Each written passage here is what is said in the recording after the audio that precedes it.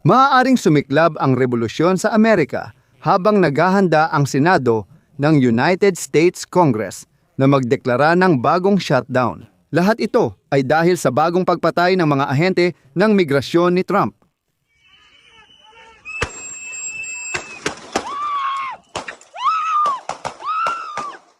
Kahapon sa Minneapolis, binaril ng mga federal na ahente ang isang lalaki sa operasyon ng imigrasyon. Ikalawang sibilyang biktima kamakailan.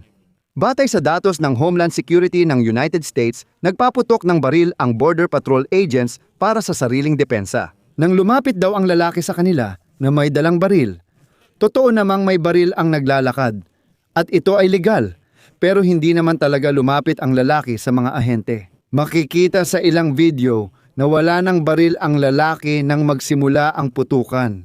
Sa episode na ito, titingnan natin kung tama at legal ang ginawa ng AIS agents. Nanawagan ang alkalde ng Minneapolis at gobernador ng estado na itigil agad ang immigration raid ng mga federal na autoridad. Nangako ang mga demokratiko sa Senado na haharangin ang budget hanggat wala pa ang ulat sa ginawa ng mga ahente ng Immigration Service ng AIS. Tinututulan ng mga demokratiko ang pagpirma sa mga dokumento. Dokumento ukol sa gastos ng gobyerno para sa Department of Homeland Security, kabilang ang Immigration Service ng AIS. Maaaring pansamantalang matigil ang operasyon ng gobyerno ng Amerika sa Enero 30.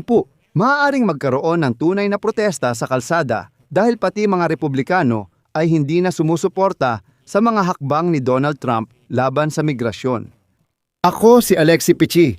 Tara, tuklasin natin ang paksang ito. Pero bago natin simulan ang episode na ito, hinihiling ko sa inyo na mag-subscribe sa channel, mag-like at mag-iwan ng kahit anong komento sa episode na ito. Mag-subscribe sa Telegram channel kong Pechi News gamit ang link sa video description.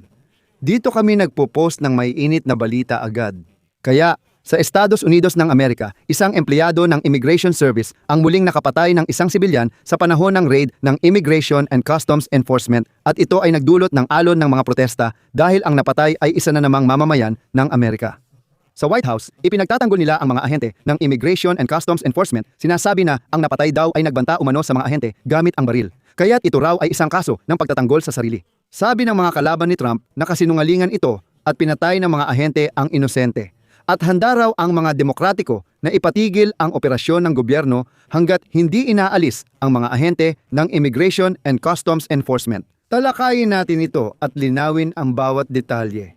Ipinapakita ng pagsusuri ng video mula sa lugar ng insidente kung paano talaga kinuha ng empleyado ng federal na serbisyo sa migrasyon ang baril mula kay Alex Pretty mismo bago siya barilin ng mga pulis. Sa video ng mga saksi, makikita kung paano iniabot ng isang ahente ang kamay sa gitna ng mga opisyal na nagpapakalma kay Pretty at kinuha ang baril.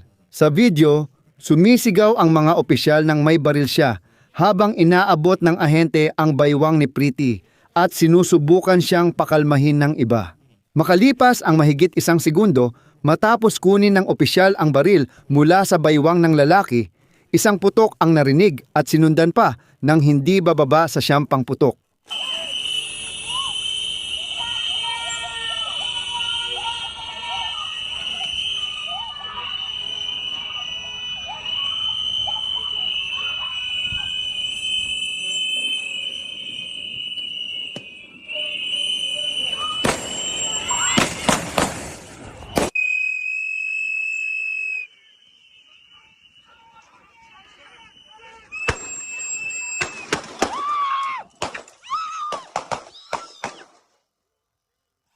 Anong ginawa mo lang? Anong ginawa mo lang? Anong ginawa mo lang?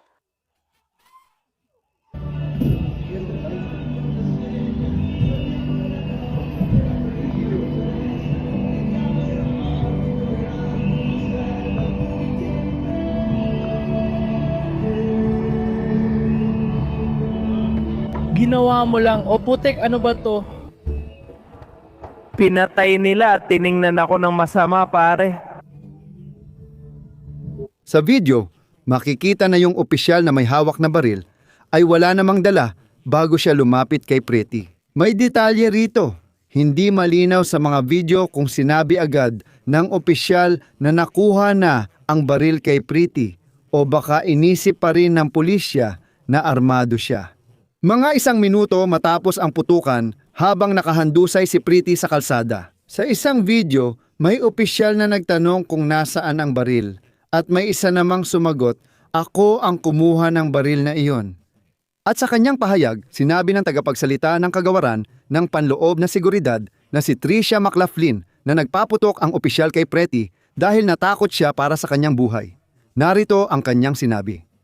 Sinubukan ng mga opisyal na tanggalan ng armas ang pinaghihinalaan, ngunit matindi ang naging paglaban ng armadong pinaghihinalaan dahil natakot siya para sa kanyang buhay, pati na rin sa buhay at kaligtasan ng kanyang mga kasamahan. Isa sa mga ahente ang nagpaputok bilang pagtatanggol sa sarili. At dito na talaga nagsisimula ang kaguluhan. Sa kahit anong video, hindi makikita na may hawak na armas si Pretty. Pero sa simula ng insidente, malinaw na makikita na may hawak siyang mobile phone sa isang kamay. Pero ngayon, nagpapahiwatig ang VAIS na hindi iyon telepono kundi baril. Nalaman na si Pretty ay mamamayan ng Estados Unidos at may legal na karapatang magdala ng baril. Nakakagulat din ang dami ng mga bala na pinaputok sa lalaki na nakahiga na sa lupa. Mga 10 putok pa. Balikan natin ang pinagmulan ng sigalot. Sa isang distrito ng Timog, Minneapolis, nagsagawa ng operasyon ang mga ahente ng AES na siyang nagpasimula ng mga protesta. Sa totoo lang, hindi na ito nakakagulat. Sa video, makikita ang 37 anyos na lalaki, nurse sa intensive care unit ng ospital para sa mga veterano sa Minneapolis, na may hawak na telepono at inaayos ang trapiko gamit ang kabilang kamay. Habang kinakausap ng federal na ahente ang iba, nanatili si Pretty sa pwesto at sumigaw sa opisyal, "Huwag mo silang itulak sa kalsada." Lumapit ang opisyal kay Pretty, itinulak ang babaeng katabi niya at tumayo si Pretty sa pagitan nila. Pinatakan ng ahente ng pepper spray si Pretty, pinabagsak siya at kinaladkad sa lupa. Lumapit ang 6 pang ahente at itinulak si Pretty na noon ay nasa lupa na. Isa sa mga opisyal ay ilang beses siyang sinuntok tapos may kinuha mula sa baywang ni Pretty. Nakuhanan sa video na baril iyon, tumakbo siya at binaril ng isa pang opisyal.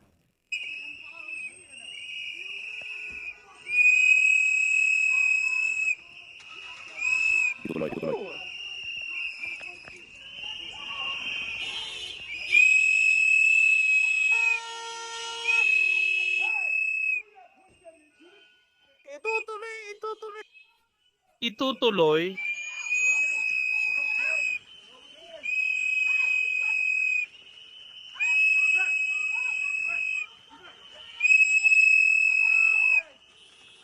Itutuloy. Itutuloy.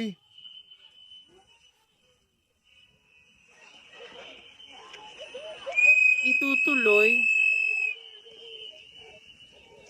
Susunod.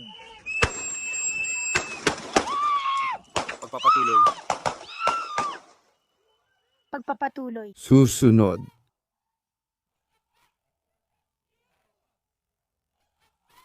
Itutuloy.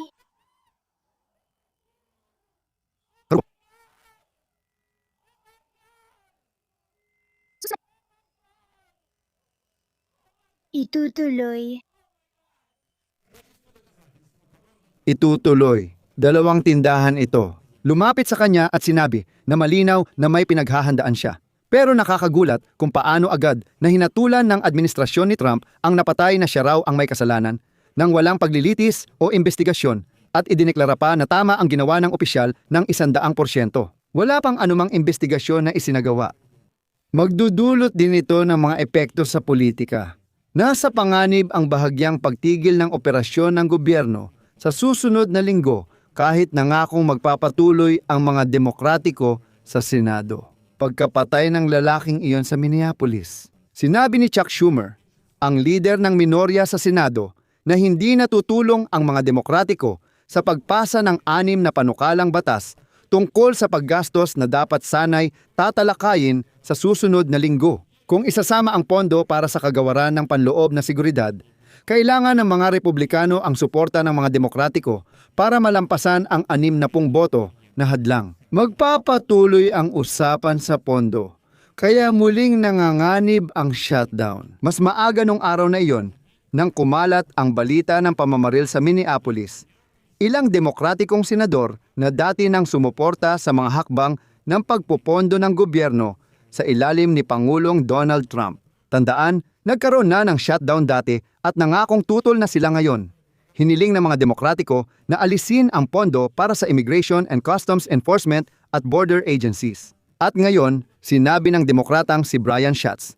At ito ang kanyang sinabi, "Buboto ako laban sa anumang pondo para sa Department of Homeland Security hanggat hindi na ipapatupad ang karagdagang mga hakbang ng kontrol para mapanagot ang Immigration and Customs Enforcement."